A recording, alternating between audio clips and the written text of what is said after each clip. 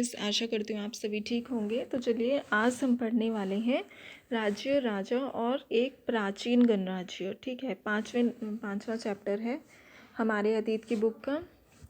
तो देखिए, सबसे पहले 3000 साल पहले क्या हुआ, राजा बनने का जो प्रोसेस था उसमें कुछ चेंजेस आए। अश्वमेध यज्ञ आयोजित करके राजा के रूप में प्रतिष्ठित हो गई। मतलब कि उस टाइम पे क्या होता था, मतलब अब जो शुरू हुआ 3000 साल पहले राजा बनने का प्रोसेस चेंज हो गया। अब चेंज होने के बाद क्या हुआ, उसमें अश्वमेध यज्ञ करवाया जाने लगा। अब जो भी लोग राजा, मतलब जो भी राजा बनता था वो अश्वमेध यज्ञ करता था।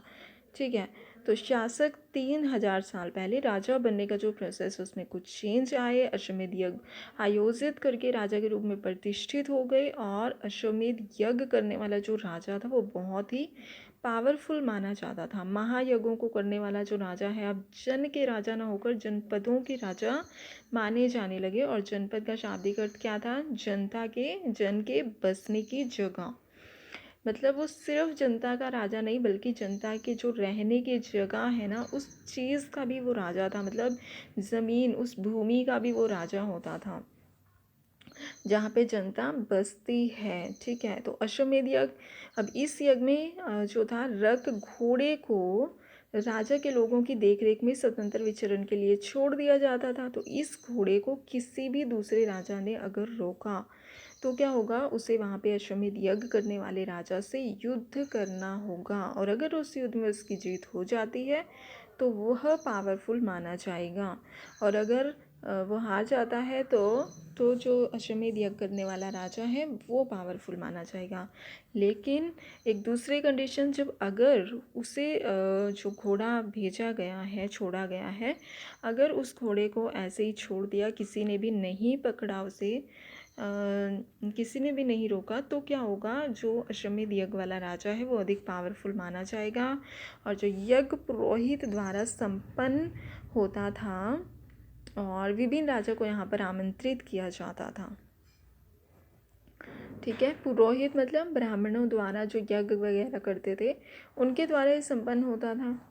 और उत्तर वैदिक ग्रंथ क्या है, जो ग्रंथ ऋग्वेद के बारे में रचे गए हैं, जैसे कि सामवेद, यजुर्वेद, अथर्ववेद, उपनिषद हैं। ठीक है, तो ये ऋग्वेद के बाद रचे गए हैं। ऋग्वेद तो एक पुराना जो है वेद है, सबसे पुराना वेद है। और उसके बाद है कि जो वर्ण है, पुरोहितों ने लोगों को 4 वर्गों में डिवाइड किया है।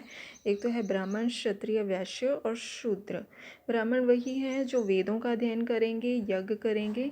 ठीक है, क्षत्रिय लोग कौन होते हैं, जो युद्ध करते थे, लोगों की रक्षा करते थे, सेना में हिस्सा लेते थे। वैश्य लोग वो थे जो कृषक, पशुपालक, पशु पालते थे। जो लोग किसान होते हैं, जो लोग व्यापार करते हैं, वो लोग वैश्य में हैं। शूद्र वो लोग हैं जो तीनों वर्णों की सेवा करेंगे। ठीक है, तो जिसे दास भी कहा जाता है। जनपद, अब जनपद का जो शाब्दिक अर्थ है वो जन के बसने की जगह होता है। तो महायज्ञों को करने वाले जो राजा हैं अब वो जन के राजा ना होकर जनपदों के राजा माने जाने लगे। तो इनमें क्या होता था, लोग झोंपड़ियों में रहते थे और मवेशी और जानवरों को पालते थे। चावल, गेहूँ, धान, जौ, दाल, तिल, सरसों जो भी उगाते थे। कुछ जनपद हैं, यही कुछ मतलब जनपद हैं। और जिसमें से जैसे दिल्ली का पुराना किला है, ये भी जनपद है। यूपी का हस्तिनापुर भी जनपद है। एटा का अतरंजी खेड़ा जनपद। मतलब ये जो जगह थे, ये जो स्थान थे, ये जनपद माने जाते थे। ठीक है, उसके बाद है महाजनपद। क्या होता है, तो 2500 साल पहले कुछ जनपद अधिक इम्पॉर्टेंट हो जाते हैं तो इन्हें ही महाजनपद का नाम दे दिया गया। तो अधिकतर महाजनपदों की एक राजधानी होती थी। मैक्सिमम महाजनपदों की एक कैपिटल होती थी, राजधानी। जो राजधानी होती थी उसकी किलेबंदी कर दी गई थी। ठीक है, उसकी किलेबंदी कैसे होती थी, चारों ओर, मान लीजिए एक राजधानी है तो उसके चारों ओर एक ऊंची प्रभावशाली दीवार खड़ी कर दी जाती थी, जिससे क्या होता था, अपनी समृद्धि और शक्ति का प्रदर्शन भी किया जाता था। तो इस तरह से वो लोग क्या करते थे, क्षेत्र पर, अपने एरिए पर कंट्रोल स्थापित कर लेते थे। मतलब कि जो है बाहरी अटैक से बचा लेते थे अपनी कैपिटल को। ठीक है। तो टैक्स क्या होता है? कर। महाजनपदों के राजा विशाल किले बनवाते थे, बड़ी सेना रखते थे, तो इसलिए अब क्या होगा? नियमित रूप से टैक्स वसूले जाएंगे। नियमित होता है रेगुलर, रेगुलर तरीके से टैक्स वसूले जाते थे। तो अधिकांश लोग जो थे इसमें किसान थे, कृषक थे, और जो कि हमेशा फसल की उपज का 1/6 हिस्सा कर मतलब टैक्स लेते थे।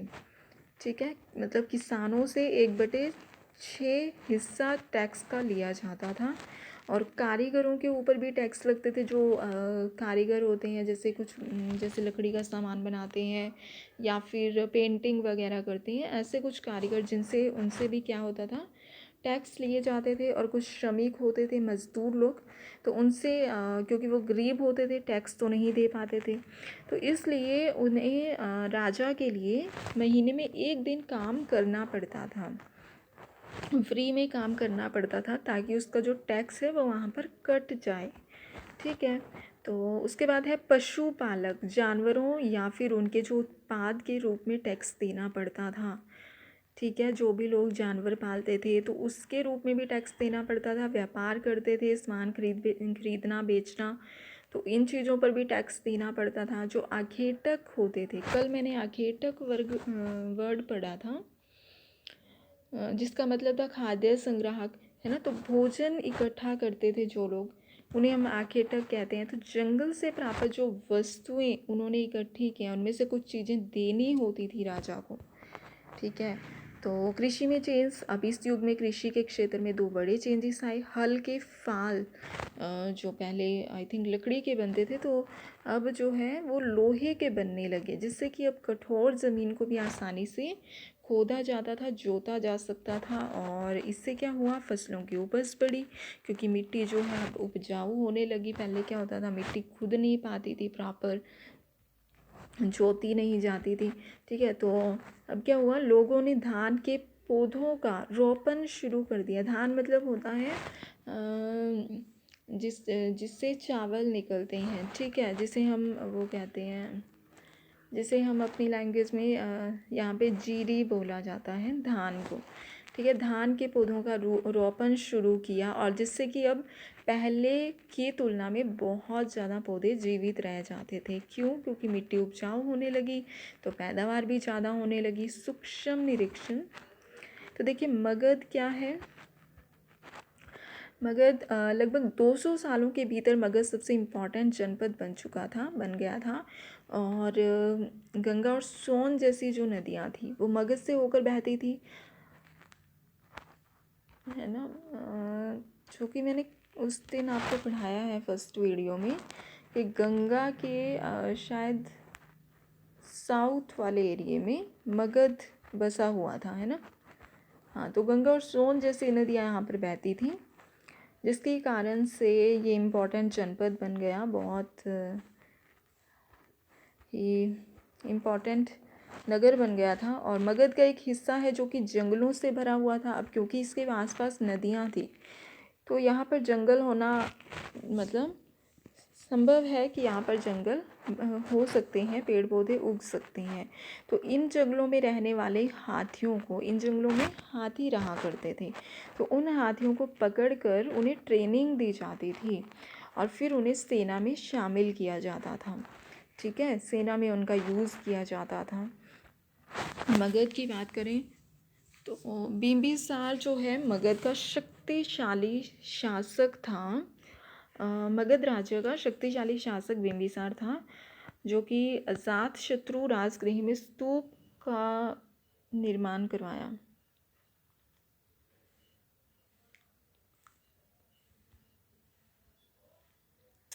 अजातशत्रु वो राजा है जिसने कि राजगृह में स्तूप का निर्माण करवाया है। और बिंबिसार जो है मगध का शक्तिशाली शासक था। ठीक है, बिंबिसार ने ही जो है नए वंश की स्थापना की थी। इनका वंश कौन सा था? शायद हर्यक वंश था इनका। महापद्मनंद एक और इम्पॉर्टेंट शासक थे। ठीक है, महापद्मनंद कौन है? वो भी एक शासक थे। अभी मगध के बारे में क्या पढ़ा कि यहाँ का जो शासक था वो बिंबिसार था, और अजातशत्रु जो था बिंबिसार का बेटा था। ठीक है, तो इसने क्या किया, राजगृह में स्तूप का निर्माण करवाया। उसके बाद जो है महापद्मनंद, ये एक इम्पॉर्टेंट शासक है। ये इस वंश का नहीं है, बिंबिसार वाले वंश का शासक नहीं है ये। ठीक है, और ये जो है इम्पॉर्टेंट शासक था महापद्मनंद। तो उन्होंने क्या किया, अपने कंट्रोल का क्षेत्र इस उपमहाद्वीप के उत्तर पश्चिमी भाग तक फैला लिया। जो नॉर्थ वेस्ट वाला एरिया है, ये जो पाकिस्तान तक जाता है, ये नॉर्थ वेस्ट वाला एरिया है इंडिया का, तो यहाँ तक फैला लिया। और बिहार में जो राजगृह जिसका आधुनिक नाम जो है राजगीर है, तो कई सालों तक क्या हुआ, मगध की राजधानी बनी रही राजगीर। तो अगर हम बोलें तो जो मगध है ना, वो बिहार में ही पड़ता है, बिहार का नगर है वो। तो बिहार में जो राजगृह है वो कई सालों तक मगध की राजधानी बनी रही।